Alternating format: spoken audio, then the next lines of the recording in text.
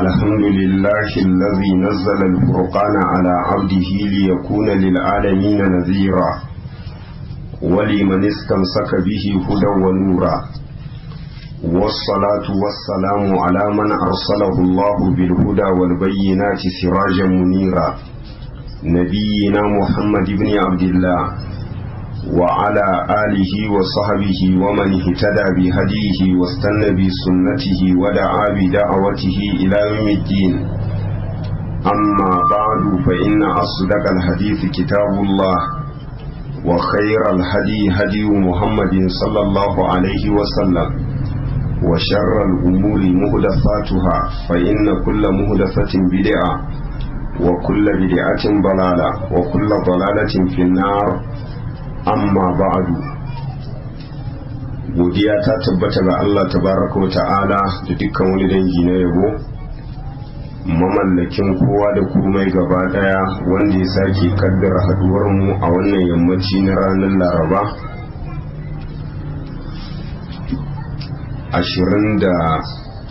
27 ga watan Rabi'ul Akhir shekara ta 1433 bayan hijiran manzon Allah sallallahu alaihi wasallam daga Makka zuwa Madina, wanda ya dace ma 21 ga watan uku shekara ta 2012. Takaitaccen lokaci ne wanda muka saba gabatar da takaitaccen darasi na tafsirin Alkur'ani. Har yau da taimakon Allah tabaraka wa ta'ala muna cikin sura ta 6 a bangaren lissafi, suratul an'am.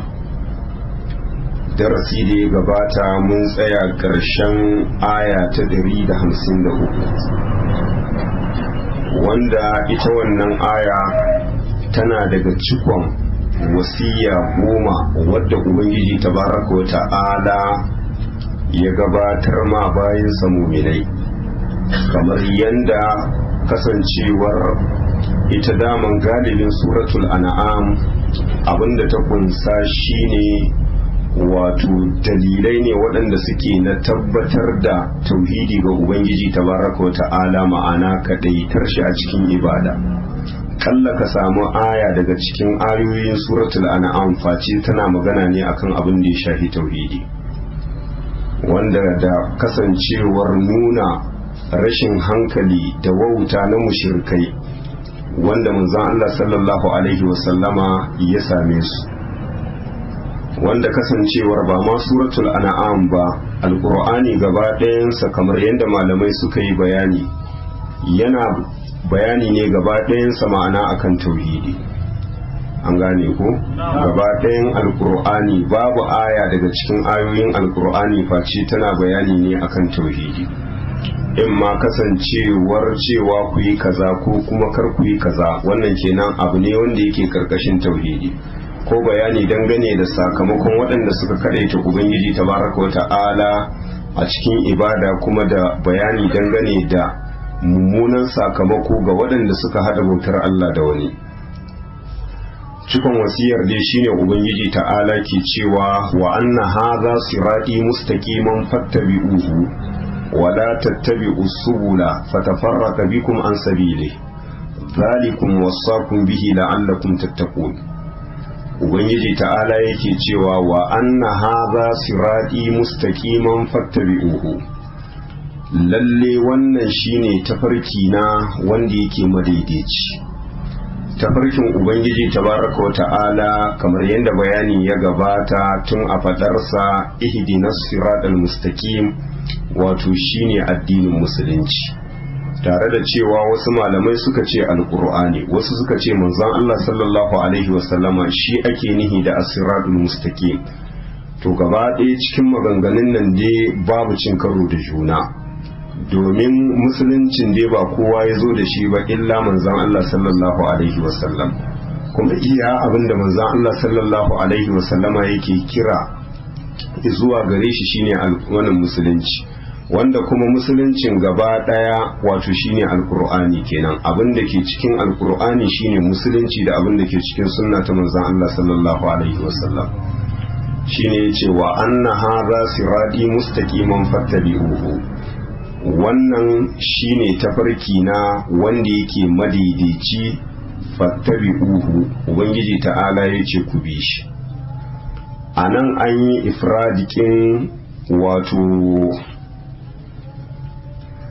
an gane ko an yi ifradikin kenan tafarkin me yake cewa wa anna haza siradi bi ma'ana sabili, wannan shine tafarki na hanya ta wadda ta zama wajibi akan ku bi shi. Ma'ana domin gaskiya abu ce wadda take daya an gane ko ita gaskiya ɗaya ce, ko da mutum 1000 za su saba to ɗaya ne mai gaskiya a cikinsu. sai ce wala tattabi usubula, kar ku saki wato ku bi wasu hanyoyi waɗanda suke na daban, fatafarraqa bikum an sabili, waɗannan hanyoyi in har kuka sake kuka bi su sai su kautar da ku dangane da tafarkina. Nan shine muke bukata. Me yasa anan Allah ya yi ifradin cewa fatafarraqa bikum an sabilihi, sai su kautar da ku dangane da tafarkin ubangijinku wanda ya muku umarnin cewa ku bi shi, saboda ita gaskiya ɗaya ce. An gane ko ƙarya ku ba ta lissafuwa, kamar yadda kasancewar aya ta gabata, Allahu waliyul ladzina amanu yukhrijuhum minadh dhulumati ila an-nur walladzina kafaru awliya'uhum at-taghut yukhrijunahum minan nuri ila adh-dhulumat ulaika ashabun nar hum fiha khalidun.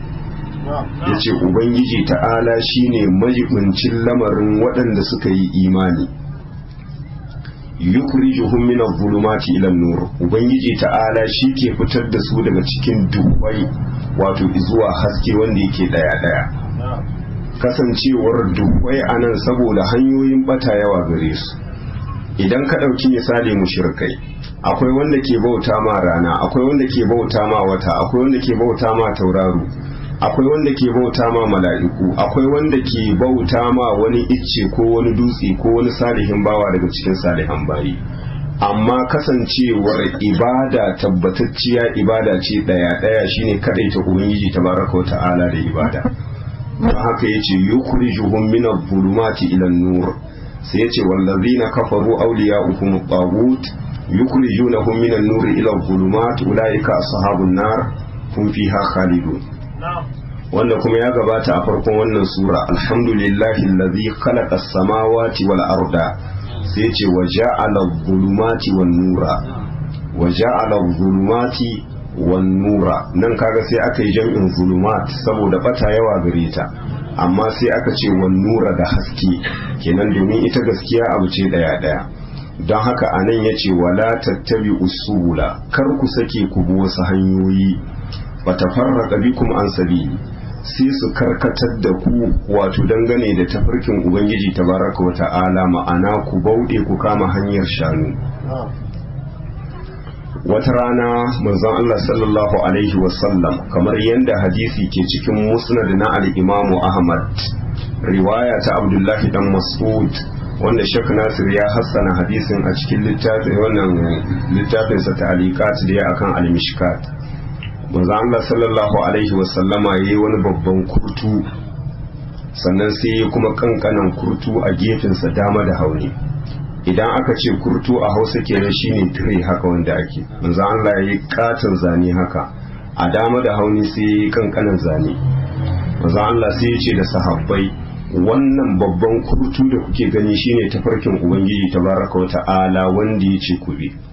Ya ce waɗannan kurtu da kuka gani kankana, manzan Allah ya ce babu wata hanya face akwai shaidani akan ta yana kira. Duk hanyar da ka sani in dai ba ta manzan Allah sallallahu alaihi wasallama ba ce, wallahi tafarkin shaidani ka bi. Hanyar manzan Allah sallallahu alaihi wasallama hanya ce ɗaya shine alkur'ani da sunna akan fahimtar magabatan kwarai. Duk wanda ya saki manzon Allah sallallahu alaihi wasallama ya bi wani to ba kowa bai bi shaidani ya bi, kuma tsakanin shi da shi za su la'anci juna a gobe kiyama. Ka ce shi ya badda kai ce a'a waiwaya dai ka tunani na ce ka bi ni tursasa ka nayi, kamar yadda ubangiji ta'ala ya ce wa qala shaytanu lamma qudiya al-amru inna allaha wa'adakum wa'adal haqqi wa wa'adtukum fa akhlaftukum wa ma kana li alaykum min sultanin illa an da'autukum fastajabtum li fala talumuni wa lumu anfusakum ma ana bi musrikhikum wa ma antum bi musrikhi inni kafartu bima ashraktumuni min qabl. an gane ko al'aya. Wannan shine huɗuba diskur inda shaidani zai yi a ranar kiyama. To kasancewar a nan hanyar manzon Allah sallallahu alaihi wasallama hanya ce ɗaya kuma duk wata hanya da ka sani wallahi babu inda za ta taka burki da kai illa wuta. Hanyar manzon Allah sallallahu alaihi wasallama ita ce hanyar da duk wanda ya bi ta ba inda za ta taka burki da shi illa aljanna. Haka Junayd al-Baghdadi Allah ya ji kansa yake cewa ad-duruqu kulluha masdudatun ad-duruqu kulluha masdudatun illa dariquhu sallallahu alaihi wasallam fa innahu wadihul lis-salik. yace duk wasu hanyoyi da ka sani yace wallahi a toshe suke, ba hanyar da zaka bi ta hada ka da ubangiji tabaraka wa ta'ala yace illa dariquhu sallallahu alaihi wasallam, sai dai tafarkin manzon Allah sallallahu alaihi wasallam. yace hanyar manzon Allah sallallahu alaihi wasallama a bayyana take, babu wani duhu tare da ita. duk abin da kaga ana kwana to ba tafarkin manzon Allah sallallahu alaihi wasallama bane, ko kaga abu tsanani da wata wahala to ba tafarkin manzon Allah sallallahu alaihi wasallama bane.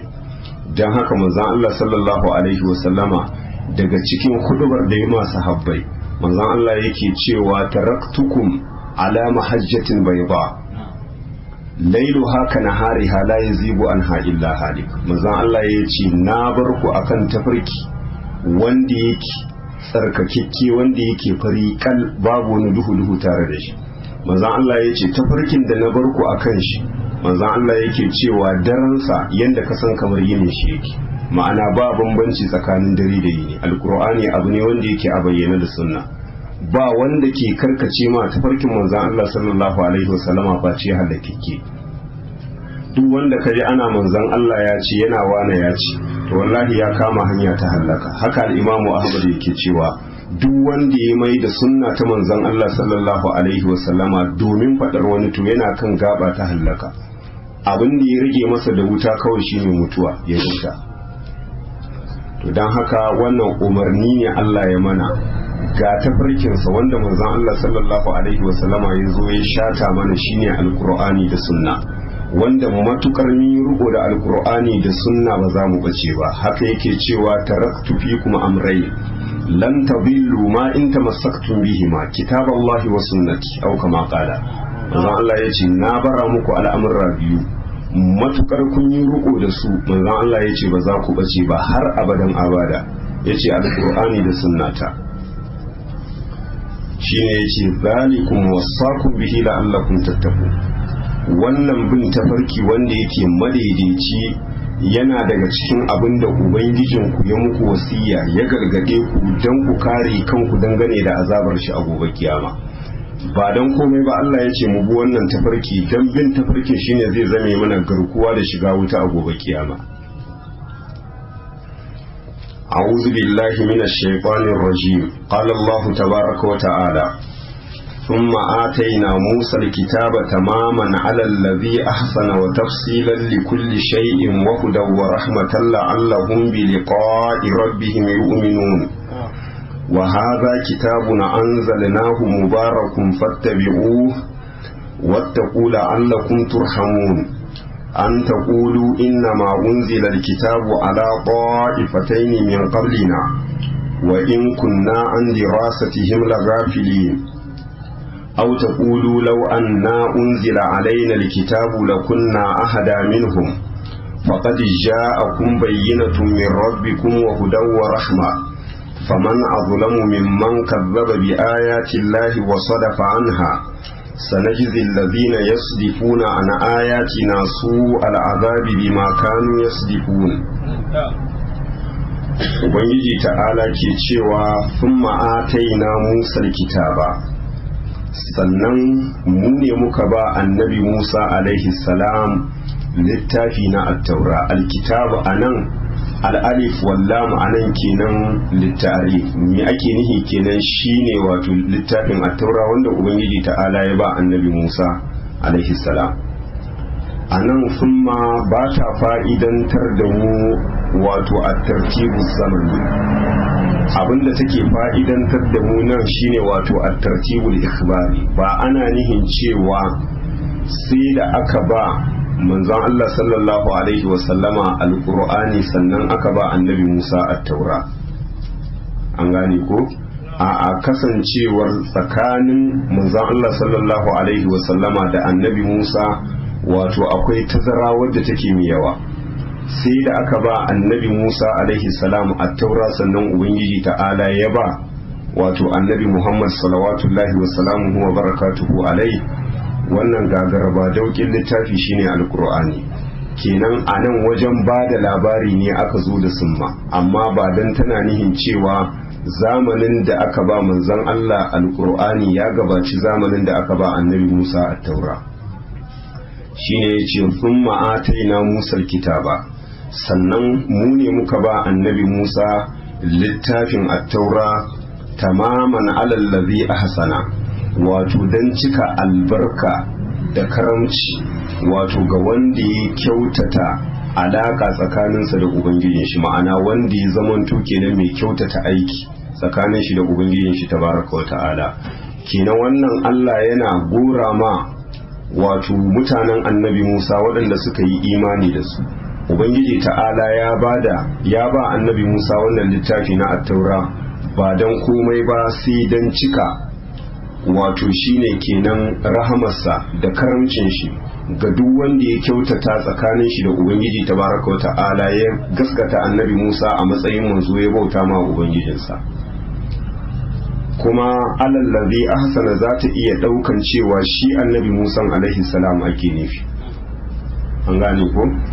Kenan sun ma'ataina Musa kitaba, sannan mu muka ba annabi Musa littafi na at-taura tamaman alallazi ahsana, wato dan cika albarkanmu ga wanda ya kyautata a wajen isar da sako shine annabi Musa alaihi salam, wa tafsilan li kulli shay'in, kuma dan bayani daki-daki game da dukkan wani abu wanda jama'a suka bukata, ma'ana bayani na halak da haram. Ubangiji tabaraka wa ta'ala ya tabbatar da shi a cikin at-taura, sai ya ce wa hudan, kuma dan shiryaswa zuwa dukkan wani alkhairi domin mu'mine su kusance shi, kuma dan shiryar da su zuwa dukkan wani sharri su gane shi domin su nisance shi. Sai ya ce wa rahmatan, kuma dan jin kai la'allahum bi liqa'i rabbihim yu'minun, wato dan su yi imani da haduwa da ubangijinsu a bayan mutuwa ita ce kiyama. Wannan kasancewar ubangiji ta'ala yana zana mana wato irin wato makasudin saukar da wannan littafi na at-taura. Abu na farko dai cayi tamaman alal ladhi ahsana, wato dan cika albarka da karamci ga duk wanda ya kyautata, ma'ana wanda ya imani da annabi Musa alaihi salam ya kadaita ubangijinsa a cikin ibada. Sannan abu na biyu, makasudi na biyu shine wa tafsilan li kulli shay, wato dan bayani dangane da duk wani abu wanda jama'a suka bukata, kenan bayanin halak da haram, da cewa ku yi kaza ko ku daina kaza. Wa hudan, kuma dan shiryar da jama'a su gane menene alkhairi su kusance shi, kuma su gane menene sharri su nisance shi. Sai ce wa rahmatan, kuma dan jin kai, ma'ana makoma ta zamanto aljanna. Sai ce la'allahum bi liqa'i rabbihim yu'minun, dan su yi imani da haduwa da ubangijinsu, domin at-taura ta kunshi bayani waɗanda yake bayani a bayyane wanda ke tabbatar da cewa tashi bayan mutuwa abu ne wanda yake tabbas. Sai Allah ya ce wa hadha kitabun anzalnahu mubarakun fattabi'uhu, wannan abin da ka zo da shi kai manzon Allah sallallahu alaihi wasallam, kitabun, Allah ya ce littafi ne mubarakun, ma'abucin albarka, anzalnahu, mu ne muka saukar da shi. Ubangiji ta'ala ya ce fattabi'uhu, ya ce ku bi shi ku jama'a ta mu'minai, wattaqu la'allakum turhamun, ku tsara dokokin ubangijinku dan a ji kanku a gobe kiyama.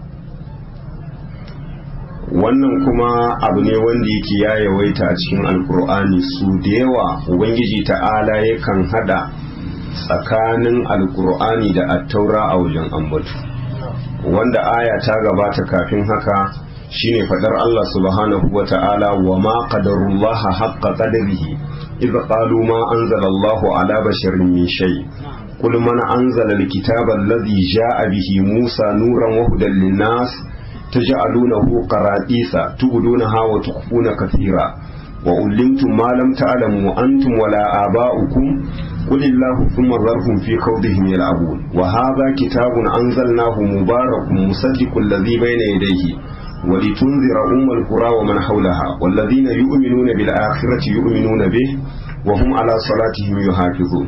Kaga wannan aya da ta gabata ubangiji ta'ala da yace kul man anzala alkitaba allazi ja'a bihi Musa nuran wa hudan linnas, sai yace kuma wa hadha kitabun anzalnahu mubarakun musaddiqul ladhi bayna yadayhi. Da ya ambaci at-taura kuma sai ya ambaci al-qur'ani. Wuri na biyu anan da yace thumma atayna Musa al-kitaba tamaman ala allazi ahsana wa tafsilan li kulli shay'in wa hudan wa rahmatan la'allahum bi liqa'i rabbihim yu'minun, sai ce wa hadha kitabun anzalnahu mubarakun fattabi'u. Da can fadarsa wa min qablihi kitabu Musa imaman wa rahma, sai ce wa hadha kitabun musaddiqul lisanan arabiyyan liyunzira alladhina zalamu wa bushra lil muhsinin. To shine sai yake cewa fattabi'uhu, ku bi wannan alqur'ani. Kaga dai anan Allah yana ƙara tisa mana cewa mu bi alqur'ani. Na daga bin alqur'ani shine bin sunna ta manzon Allah sallallahu alaihi wasallama. Domin biyar alqur'ani ba ta gasgata sai ka bi sunna ta manzon Allah sallallahu alaihi wasallam.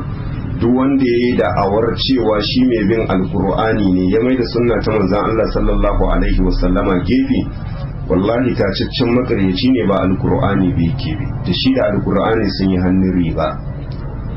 Saboda manzon Allah sallallahu alaihi wasallama shi ya zo mana da alkur'ani, kuma Allah ya kallafa masa ya mana bayani dangane da abin da alkur'ani ya kunsa, kuma duk abin da manzon Allah ke faɗa na bayani in ma faɗa ko kuma a aikace wahayi ne, kamar yadda Allah ya wanke shi dangane da son zuciya. wa ma yantiqu anil hawa in huwa illa wahayin yuha, da faɗarsa qul inna ma unzirukum bil wahyi, da fadarsa shi manzon Allah sallallahu alaihi wasallama yake cewa ala wa inni utitul qur'ana wa misla, yake cewa ku san da cewa ni an bani alqur'ani da kwatancin shi. Menene kwatancin alqur'ani? Shine sunna, domin ita ma sunna wahayi ce, an gane ko? Dan haka anan da yace fattabi'uhu, kar wani ya kafa maka hujja ya ce fattabi'uhu ai ku bi alqur'ani. To bin alkur'ani ba zai gasgata ba sai ka bi sunna ta manzon Allah sallallahu alaihi wasallam, tunda shi Allah ya dora ma nauyin ya mana bayani dangane da abin da alkur'ani ya sauka ya zo da shi, kamar yadda Allah ya ce wa anzalna ilayka dhikra litubayyana lin-nasi ma nuzila ilayhim wa la'allahum yatafakkarun, da fadarsa wa ma anzalna alayka al-kitaba illa litubayyana lahum alladhi ikhtalafu fihi wa hudan wa rahmatan wa bushra liqaumin yu'minun. An gane ko? Wa hudan wa rahmatan liqaumin yu'minun. To dan haka kasancewar shi alqur'ani da sunna, kamar yadda a Hausa muke cewa Hassan da Husaini ne ba sa rabuwa. Ba za ka tabbata ba cewa mai bin alqur'ani sai ka bi sunna ta manzon Allah sallallahu alaihi wasallam. Shine yace fattabi'uhu, ku bi alqur'ani. wattaqu la'allakum turhamun, ku tsara dokokin ubangijinku, abinda aka ce ku yi ku yi, abinda aka ce ku dena ku dena, la'allakum turhamuna, dan ajikanku a gobe kiyama, ma'ana ku dace da gidan aljanna. an taqulu inna ma unzila alkitabu ala qa'ifatayn min qablina, ubangiji ta'ala yace mun sauko da wannan alqur'ani, an gane ko, ma'ana mun turo manzanmu sallallahu alaihi wasallama da wannan alkur'ani zuwa gare ku.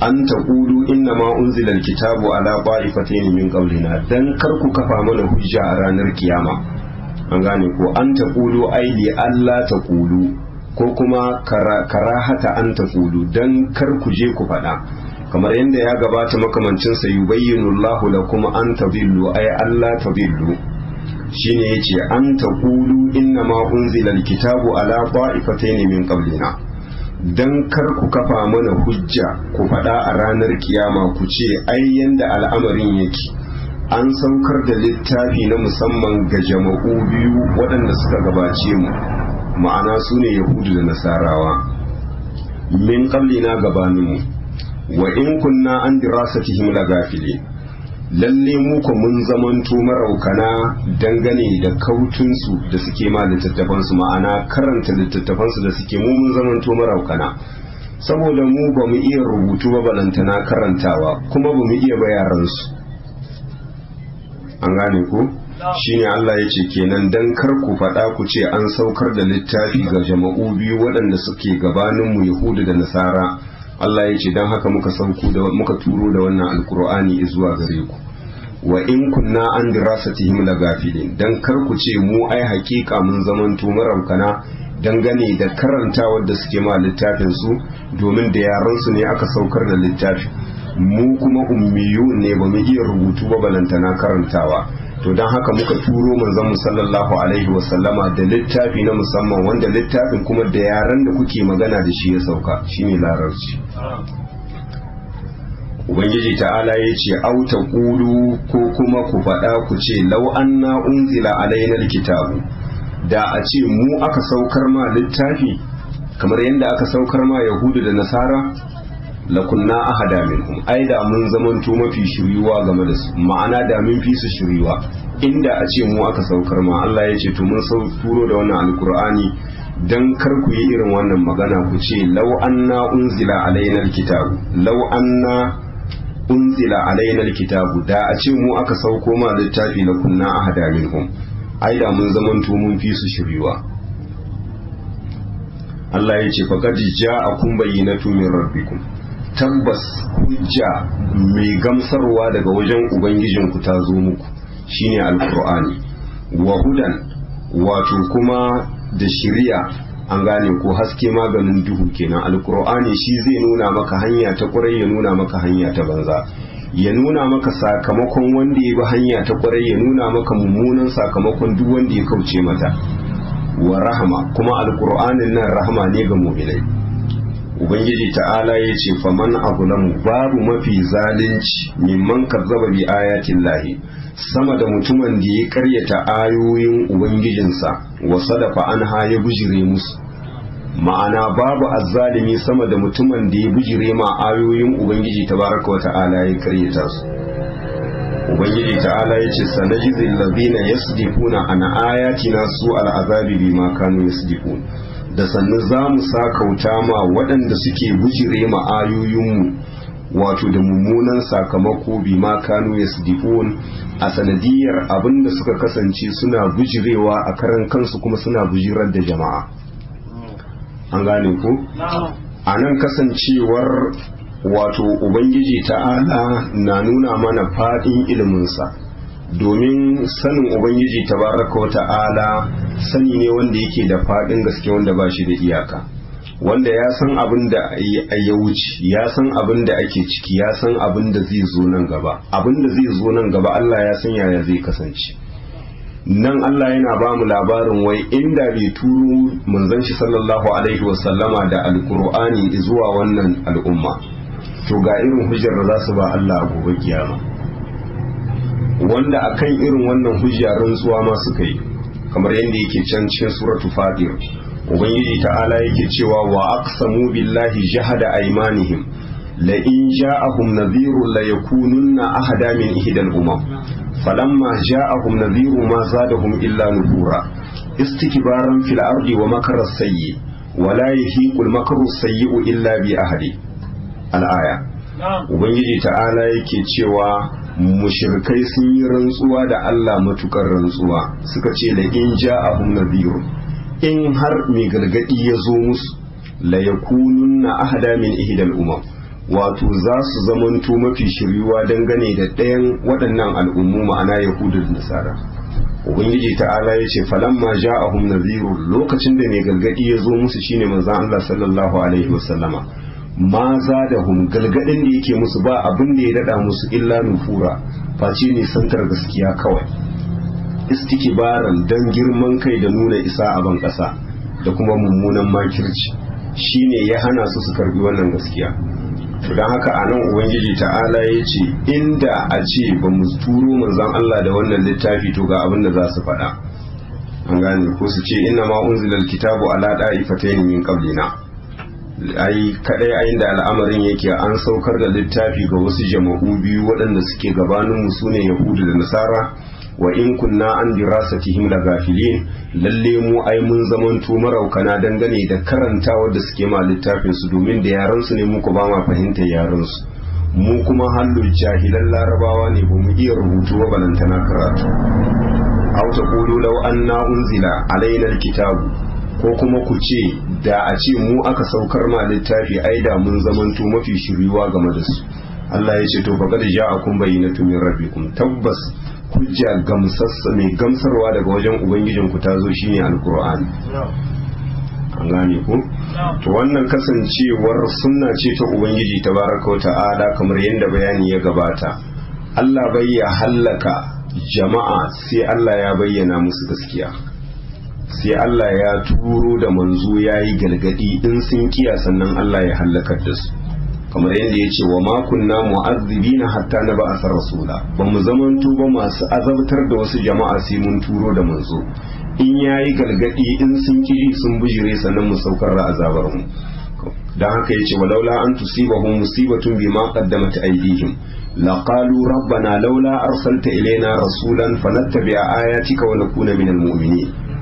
Ubangiji ta'ala yake cewa da a ce wata musiba ta same su, walaula an tusibahum musibatun bima qaddamat aydihim, ba dan kar aje wata musiba ta same su a sanadiyar abinda hannayensu ta gabatar. Ubangiji ta'ala yace laqalu rabbana laula arsalta ilaina rasulan, da sun ce ya ubangijinmu me ya hana ka turo mana da wani manzo ya gargade mu, mu karbi gargadin sa fanattabi a ayatika, mu bi ayoyinka, wa nakuna minal mu'minin, kuma mu zamanto daga cikin masu imani masu karita ka a cikin ibada. An gane ko? To wannan hujja ce tuntuna Allah ya riga ya yanke ma bayansa. Ubangiji ta'ala ya turo da manzannin ku sai da ya turo su wato da babban sako shine wannan littafin da ya saukar ma bayansa, alkur'ani da sauran littattafan da suka gabace shi. don haka kuma a nan sai ya nuna mana babban azzalimi wanda shine makura babu sama da mutumin da ya karyata da ayoyin ubangiji tabaraka wa ta'ala ya bijire musu. An gane, in ma ya kauce a karan kansa kuma ya kautar da jama'a, amma duk wanda ya bijire sannan ya bijirar da jama'a to wannan shine yake da azaba linki biyu. An gane ko? azabar shi linki biyu ce. Azaba ta farko a sanadiyar bijirewar da ya a karan kansa, azaba ta biyu wato shine a sanadiyar da ya bijirar da jama'a. shine sai yace sanajizil ladina yasdiquna an ayatina su al'azabi bima kanu yasdiqun, waɗanda suke gujire ma ayoyinmu ubangiji ta'ala yace da sannu za mu sakauta musu da mummunar azaba a sanadiyar abinda suka kasance wato suna gujire mana. hal yanzuruna illa an ta'tiyahumul mala'ikatu aw ya'tiya rabbuka aw ya'tiya ba'du ayati rabbik يوم يأتي بعض آيات ربك لا ينفع نفسا إيمانها لم تكن آمنت من قبل أو كسبت في إيمانها خيرا قل انتظروا إنا منتظرون إن الذين فرقوا دينهم وكانوا شيعا لست منهم في شيء إنما أمرهم إلى الله ثم ينبئهم بما كانوا يفعلون من جاء بالحسنة فله أشر أمثالها ومن جاء بالسيئة فلا يجزى إلا مثلها وهم لا يظلمون. Ubangiji ta'ala ke cewa hal yanzuruna, wato masu karyata manzanni masu musan alkur'ani ba komai suke jira ba illa an ta'tiyahumul mala'ikatu, face sai mala'ikun Allah subhanahu wa ta'ala su zo musu, in ma domin karɓar rayukansu ko kuma domin azabtar da su a gobe kiyama. Aw ya atiya rabbuka, ko kuma zawwar ubangijinka domin raba hukunci ma'ana a gobe kiyama. Aw ya atiya ba'du ayati rabbik, ko kuma wato sharan ayoyin ubangijinka wato su zo musu, ma'ana masu ƙaryata alqur'ani ba komai suke jira ba illa ɗaya daga cikin waɗannan abubuwa guda uku. An gane ko? Shine Allah ya ce hal yanzuruna, ba komai suke jira ba illa an ta'tiyahumul mala'ika. An gane ko? Sai zawar mala'iku kawai, in ma domin karɓar rayukansu ko kuma domin azabtar da su a gobe kiyama. Aw ya atiya rabbuka, ko kuma zawar ubangijinka. Wannan kenan tafsiri na aqidar ahlus sunna wal jama'a shine tabbatar ma ubangiji tabaraka wa ta'ala zawwa kamar yadda ya tabbatar ma kansa, yanda yace wa ja'a rabbuka wal malaku saffan saffa, ubangijinka da mala'ikunsa an gane ko ubangijinka zai zo fage na alkiyama domin raba hukunci tsakanin bayinsa, hakanan mala'ikunsa za su zo sahu-sahu. Nan kenan Allah ya tabbatar ma kansa sifa ta zawwa, amma zawwa wadda ta dace da girmansa, wanda ta sha bamban da zawwarmu akwai motsi, akwai gushewa, akwai ciruwa taki ɗaya, amma zawwar ubangiji tabaraka wa ta'ala ba mu san yadda take ba, an gane ko kamar yadda ya ce mana laisa ka mislihi shay'un wa huwa samiul basir. To amma masu tawilin irin waɗannan ayoyi sai su ce auya ake rabbuka ay amrul rabbika, al'amarin ubangijinka. Shi kuma ka'ida duk abin da Allah ya siffanta kanshi da shi wajibi ne akan mu siffanta shi da wannan sifa ba tare da sanin kaifiya ba dangane da yadda sifar take. Shine yake cewa auya atiya rabbuka, ko kuma zawwar ubangijinka, auya atiya ba'du ayati rabbik, ko kuma sharan ayoyin ubangijinka wato su zo musu. Sai ya ce yawma ya ati ba'du ayati rabbika, ranar da sharan ayoyin ubangijinka ke zawwa, la yanfa'u nafsan imanuha lam takun amanat min qablu. Duk ran da bata yi imani ba gabanin haka, ubangiji ta'ala ya ce la yanfa'u nafsan imanuha, ma'ana imanin ta ba zai amfane ta ba. Duk ran da bata yi imani ba kafin zawwar wannan aya, to imanin ta a wannan lokaci ba zai amfane ta ba. Aw kasabat fi imaniha khaira, ko kuma ta aikata wani alkhairi a cikin imanin ta ba zai amfane ta ba.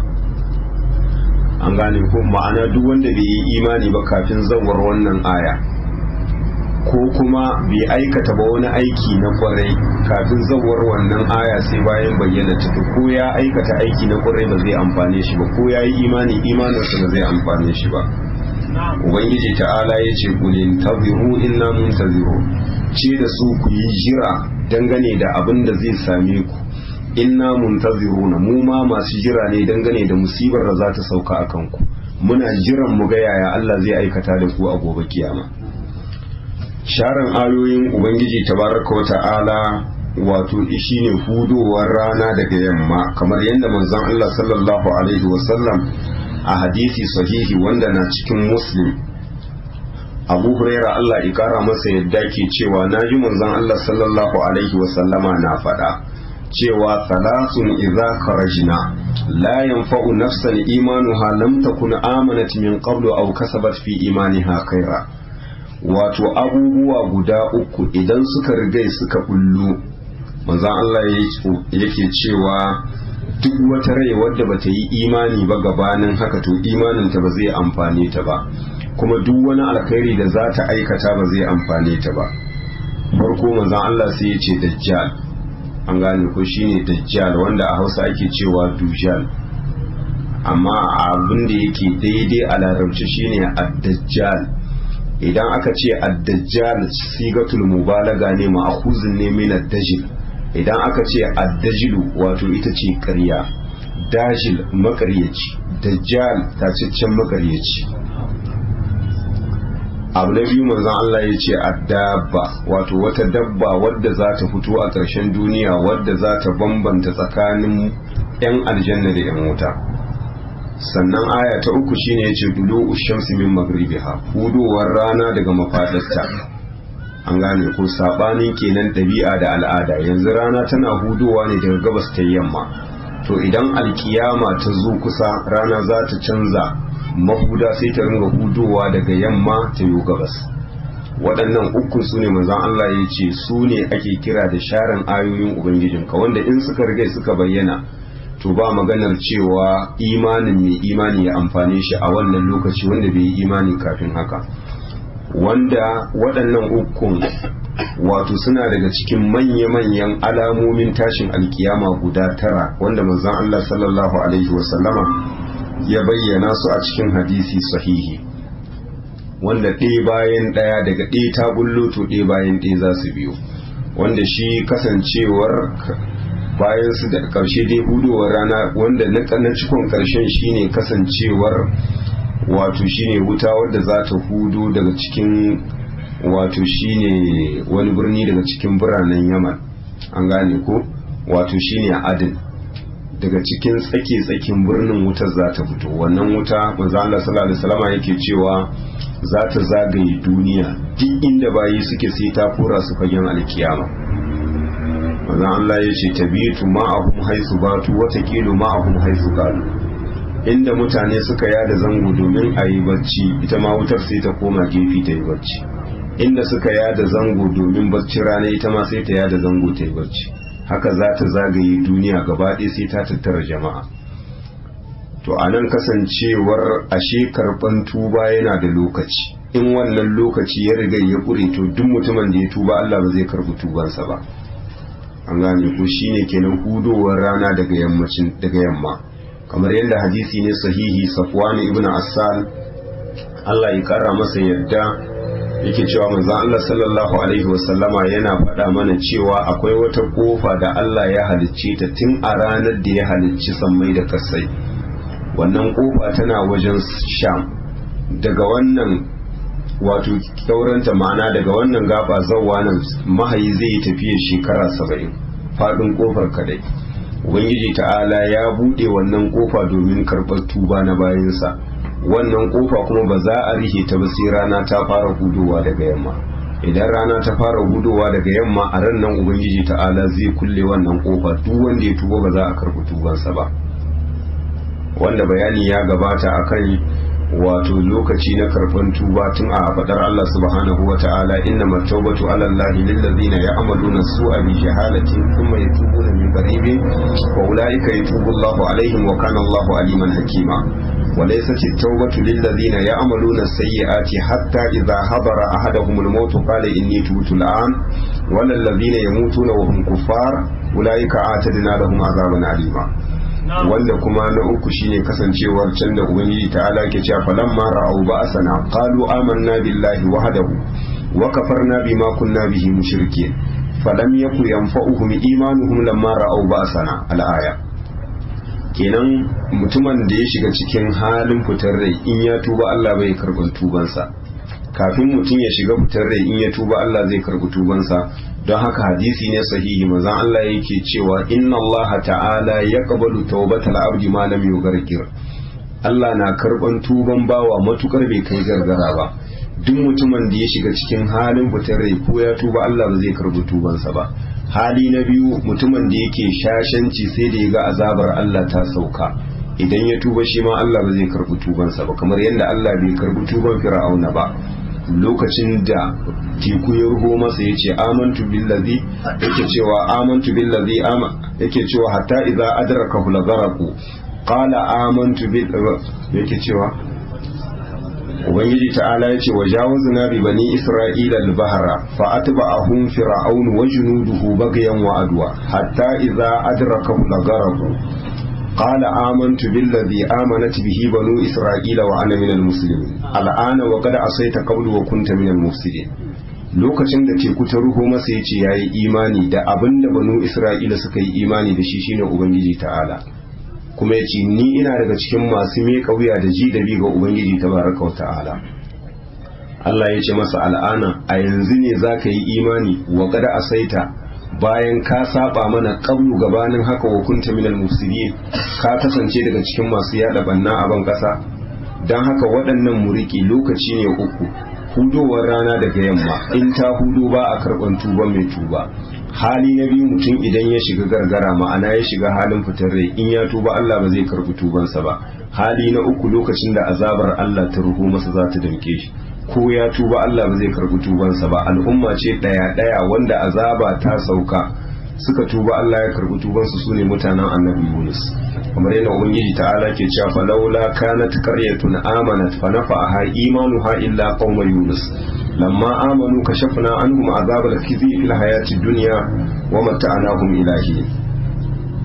shi ne Allah ya ce kulin tabiru ce da su ku yi jiran abinda zai same ku, ma'ana na mummunan sakamako.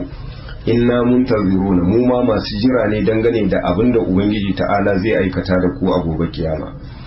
innal ladhina farraqu dinahum, lalle waɗanda suka karkasa addinin su kowa ya kaɗi gabansa, ubangiji ta'ala ya ce wa kanu shi'a, suka zamanto kungiya an gane ko kowa ya kaɗi gabansa suka saki tafarkin manzon Allah sallallahu alaihi wasallam lasta minhum fi shay ubangiji ta'ala yace bakkai bas wannan salo ne na larabawa idan kun samu rashin zutuwa da mutum sai ka ce lasta minni wa lastu minka shine Allah yace lasta minhum fi shay ma'ana ba kai bas duk wanda ya saki wannan tafarki naka alqur'ani da sunna ya kama wata hanya ta daban Allah yace bakkai bashi na'am ubangiji ta'ala ya ce inna ma amruhum ila Allah lalle al'amarinsu na ga ubangiji tabaraka wa ta'ala shi zai sakauta musu da irin abin da suka aikata thumma yunabbi'uhum bima kanu yaf'alun sannan kuma zai ba su labari dangane da abin da suka kasance suna aikatawa a rayuwarsu ta duniya an gane ko kenan anan kasancewar wato ubangiji ta'ala na nuna mana aibin wato rabuwar kai a saki tafarkin manzon Allah sallallahu alaihi wasallama kowa ya kama tafarkin sa to duk wanda ya saki tafarkin manzon Allah sallallahu alaihi wasallama ko da ya raya a baka cewa shi mabiyin manzon Allah sallallahu alaihi wasallama ne wallahi ba mabiyin sa bane tafarkin manzon Allah sallallahu alaihi wasallama tafarki ne daya bin alqur'ani da sunna abinda aka ce kai abinda aka ce ka dina kar ka shiga gaban Allah subhanahu wata'ala ko manzon sa ka zo da wani abu da sunan ibada wanda ba Allah bai shar'anta maka ba shi bai baka izini don haka tafarki ne daya shine alqur'ani da sunna kamar yadda Allah ya ce mana shar'a lakum min ad-din ma wassa bihi nuha wallazi auhayna ilayka wa ma wassayna bihi ibrahima wa musa wa isa ana aqimu ad-din wa la tatafarraqu fihi ubangiji ta'ala ya ce ku tsaye da addini kar ku karkasu a cikin addini an gane ku dan ba abin da ke hada kan jama'a illa alqur'ani da sunna kamar yadda aya ta gabata wa atasimu bi hablillahi jami'an wala tafarraqu ku yi ruko da igiyar Allah shine alqur'ani da abin da ke bayani dangane da abin da alqur'ani ya kunsa ita ce sunna ubangiji ta'ala ya ce kada ku karkasu an gane ku ni in fitar da wata hanya ta daban kai ka fitar da wata hanyar ka ta daban kuma ya zamanto gaba ɗayan mu manufa ta sha bamban amma ba laifi muna iya zowa mu zo mu yi kungiya me ake nihi da kungiya wannan kungiya kawai suna ne alama ne dan ya zamanto ayyuka wanda muka sa gaba na ɗaukaka addinin Allah a karkasa kowa a bashi iya gwalgwadon abin da zai iya amma kasancewar menene hadafinmu shine bin alkur'ani da sunna wannan ba kungiyanci ba a hadafinmu shine bin alkur'ani da sunna mu kirayi jama'a akan tabbata akan alkur'ani da sunna wannan kungiya ba ita bace ba gaya saboda Allah ba zai tambaye ka ba kai dan kungiya kaza ne a gobe kiyama a iya abinda Allah zai tambaye ka shine ka bi alkur'ani da sunna ko baka bi ba da wanda yake cikin kungiyarka da wanda yake wajen kungiyarka in dai mai bin alkur'ani da sunna ne tafiyar ku daya wannan kungiya kawai suna ce an gane ko ba ita bace ba gaya shine bin alkur'ani da sunna to amma inda zan zo in fitar da wata hanya ta daban in zo da wasu abubuwa wanda shi nake so a bi ba alkur'ani da sunna ba to wannan shi ake ne in fito da wata dariƙa ta in ce a ga abubuwa kaza za a yi da abubuwa kaza za a yi shine dariƙa ta wadda ta zana